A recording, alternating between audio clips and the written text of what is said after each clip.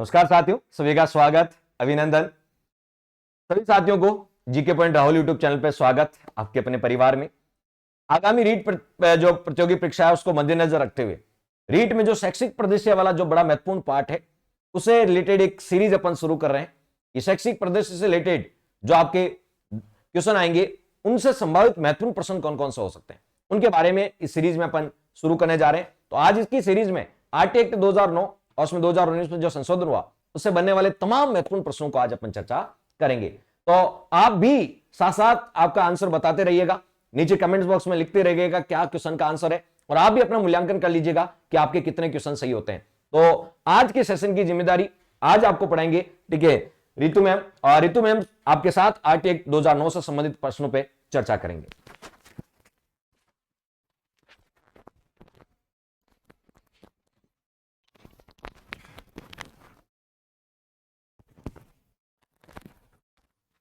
Hello sir, तो आज हम शिक्षा का अधिकार अधिनियम 2009 पर चर्चा करेंगे। जैसे कि क्वेश्चन लिखा है, निम्नलिखित में से राष्ट्रीय शिक्षा नीति 2020 से संबंधित समिति है? ए टी.आर. सुब्रमण्यम समिति, बी कस्तूरी रंगन समिति, व सी ए बी दोनों, या डी इनमें से कोई नहीं। आप बताइए इसका आंसर क्या होगा? तो इसका सही आंसर होगा ए व बी दोनों। तो अब चलते हैं नेक्स्ट क्वेश्चन की तरफ, जो कि लिखा है, असुमेलित का चुनाव करें नेशनल एजुकेशन पॉलिसी 2020 के संदर्भ में है। सार्वभौमिक शिक्षा की पहुंच 2030, 100% सकल नामांकन को प्राप्त करना 2030, व सी है बुनियादी साक्षरता व संख्यिकी ज्ञान 2025, और डी है सभी सुमेलित। का आंसर जो है वह है सभी सुमेलित। चलते हैं नेक्स्ट क्वेश्चन और, जो कि है नेशनल एजुकेशन पॉलिसी 2020 के संबंध में गलत है। अवधारणात्मक समझ, भारतीय जड़ों और गौरव से बंधे रहना, तकनीकी के यथासंभव उपयोग पर जोर, तथा डी है योगात्मक आकलन को बढ़ावा देना। आंसर आपके हिसाब से क्या होगा? तो इसका आंसर सही होगा फोर, योगात्मक आकलन को बढ़ावा देना। चलते हैं अगले क्वेश्चन की ओर, जो कि है प्रथम शिक्षा नीति किस वर्ष आई थी? बताइए आप लोग किस वर्ष आई थी?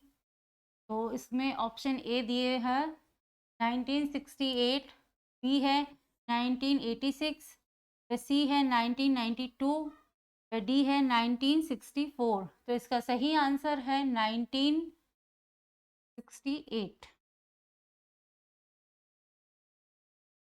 नेक्स्ट क्वेश्चन है, नेशनल एजुकेशन पॉलिसी 2020 के तहत राजस्थान में पाठ्यक्रम निर्माण का कार्य किसके द्वारा किया जाएगा? तो आंसर ऑप्शन है, सॉरी आंसर नहीं, ऑप्शन है NCERT, वे डाइट, वे RSRT, वे शिक्षा विभाग। तो इसका सही आंसर होगा सी। तो नेक्स्ट क्वेश्चन जो है वो है, निशुल्क एवं अनिवार्य शिक्षा का अधिकार 2009 में अनिवार्य शब्द का अर्थ बताना है। किसका शब्द अर्थ बताना है? अनिवार्य शब्द का। केंद्र सरकार दाखिले, उपस्थिति और प्रारंभिक शिक्षा को सुनिश्चित करेगी। दंडात्मक कार्य से बचने के लिए अपने बच्चों को विद्यालय भेजने के लिए अनिवार्य रूप से बल डालना। उचित सरकारें और दाखिले, उपस्थिति व शिक्षा की पूर्णता को सुनिश्चित करेगी। वह डी है, अनिवार्य शिक्षा सतत परीक्षण के माध्यम से प्रदान की जाएगी। तो इसका सही आंसर जो होगा वह है उचित सरकारें दाखिले, उपस्थिति व शिक्षा की पूर्णता को सुनिश्चित करेगी। नेक्स्ट क्वेश्चन है, शिक्षा का अधिकार अधिनियम 2009 में प्रारंभिक शिक्षा से तात्पर्य है। तो पहली कक्षा से 5वीं कक्षा तक, और दूसरा है पहली कक्षा से 8वीं कक्षा तक, तीसरा है पहली कक्षा से 10वीं कक्षा तक, और चौथा है पहली कक्षा से 12वीं कक्षा तक। तो इसका सही आंसर है पहली कक्षा से 8वीं कक्षा तक। अब नेक्स्ट क्वेश्चन देखते हैं, शिक्षा के अधिकार अधिनियम को कुल कितने सेक्शन में बांटा गया है? तो जो ऑप्शन है वो 7, 36, 38 या 14। तो इसका सही आंसर जो है वह है सी। इसका सही आंसर है 38। शिक्षा के अधिकार अधिनियम की किस धारा के अंतर्गत विद्यालय प्रबंधन समिति का प्रावधान है? धारा 19, धारा 21, धारा 17 या धारा 27? तो इसका सही आंसर है धारा 21। नेक्स्ट क्वेश्चन, आरटी एक्ट 2009 के संदर्भ में निम्नलिखित में से कौन सा कथन सही नहीं है?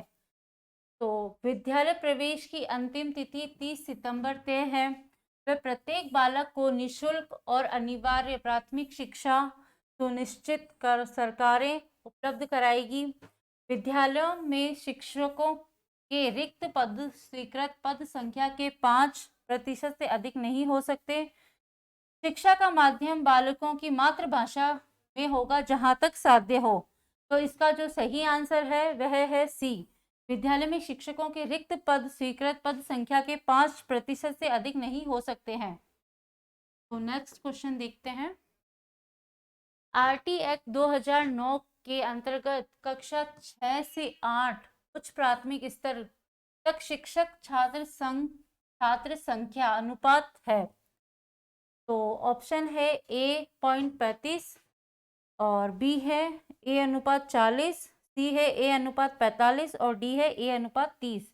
तो इसका जो सही आंसर है वह है 1:35, यानी 35 छात्रों पर एक शिक्षक।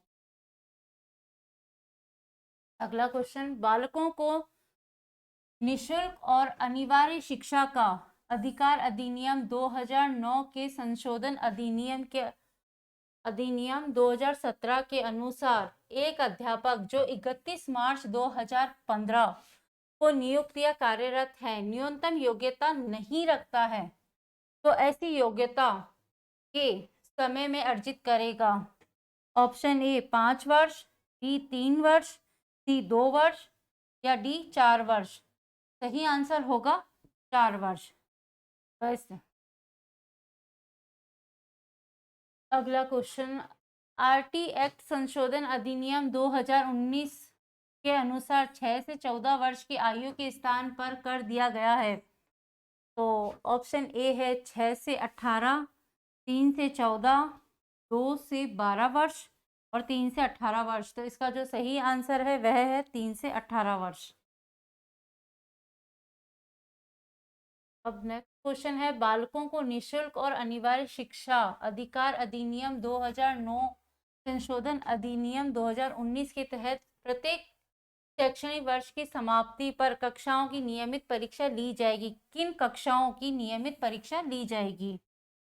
तो पहली से 8वीं तक, पहली से 5वीं तक, 5वीं से 8वीं की या पहली और 5वीं की? तो सही आंसर है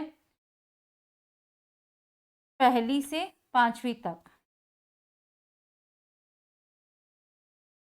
एक मिनट, सॉरी, इसका ये आंसर नहीं है, 5वीं से 8वीं तक है। 5वीं से 8वीं की नियमित परीक्षाएं ली जाएगी। सूची 1 में आरटी एक्ट 2009 की धाराएं दी गई है, इनको सूची 2 में दिए गए प्रावधानों को सुमेलित कीजिए। तो ये थे आरटी एक्ट 2009 और उसमें संशोधन अधिनियम 2019 से बनने वाले तमाम महत्वपूर्ण प्रश्न। इसमें लिखा है सूची फर्स्ट को सूची सेकंड के साथ सुमेलित करना है। एक तरफ आरटी एक्ट 2009 की कुछ धाराएं लिखी और उस तरफ उसके कुछ प्रोविजन लिखे हैं, और आपको इस क्वेश्चन का आंसर कमेंट बॉक्स में बताना है कि इसका करेक्ट आंसर क्या होगा। और ये एक बड़ा महत्वपूर्ण प्रश्न है। आरटी एक्ट 2009 और संशोधन 2019 से जो महत्वपूर्ण प्रश्न है उनको यहां आज आपके समक्ष लाया गया था। आप चाहते हैं कि आपको मैं एक और बात बता दूं, ऑनलाइन ये इनकी पहली क्लास थी, ठीक है। ऑनलाइन आपको पता है, ऑनलाइन एजुकेशन फील्ड में इनकी ये पहली क्लास थी, ठीक है, ऑनलाइन फील्ड में। तो पहली बार जब आपको पता है कि डिजिटल प्लेटफॉर्म पे कोई व्यक्ति आता है तो थोड़ा हेजिटेशन तो रहता ही है, ठीक है। धीरे धीरे ये हेजिटेशन धीरे धीरे कम हो जाएगा। ऑनलाइन प्लेटफॉर्म पे पहली बार तो सभी को नो डाउट हेजिटेशन रहता है। ये इनकी पहली क्लास थी। कैसी लगी इनकी पहली क्लास? और आगे यदि चाहते हैं कि राहुल सर और रितु मैम दोनों आपके लिए क्लासें लेके आए जीके और शैक्षिक परिदृश्य की, तो कमेंट्स बॉक्स में लिखना ना भूलें इस क्लास के बारे में, और आगे हम दोनों मिलकर आपको होता है क्लास लेके आएंगे आपके लिए GK point Rahul YouTube channel पे। धन्यवाद दोस्तों, थैंक्स फॉर वॉचिंग। और अभी तक सब्सक्राइब नहीं किया है तो सब्सक्राइब कर दीजिएगा और बेल आइकन को प्रेस कर दीजिएगा ताकि समय समय पे नोटिफिकेशन मिलते रहे। और इस चैनल पर अब लगातार आपके लिए क्लासें आती रहेगी जीके, करंट अफेयर्स और शैक्षिक परिदृश्य की। और मैम आप भी क्या पढ़ाने वाले हो बताओ, और कौन सा सब्जेक्ट आप इसके बाद आप पढ़ाने वाले हो बच्चों को? आप जीके में ज्योग्राफी, पॉलिटी, हिस्ट्री, कौन सा सब्जेक्ट पढ़ाने वाले हो आप? नहीं, मैं ना सिर्फ करंट अफेयर्स पढ़ाऊंगी। अच्छा, करंट अफेयर्स पढ़ाएंगे मैडम, आपको करंट अफेयर्स पढ़ाएंगे, बाकी जीके तो अपन पढ़ाई देंगे आपको। तो मिलते हैं एक नए सेशन में नए वीडियो के साथ, और आप भी नए चैनल पे तो सब्सक्राइब जरूर कीजिएगा। धन्यवाद दोस्तों, थैंक्स फॉर वॉचिंग।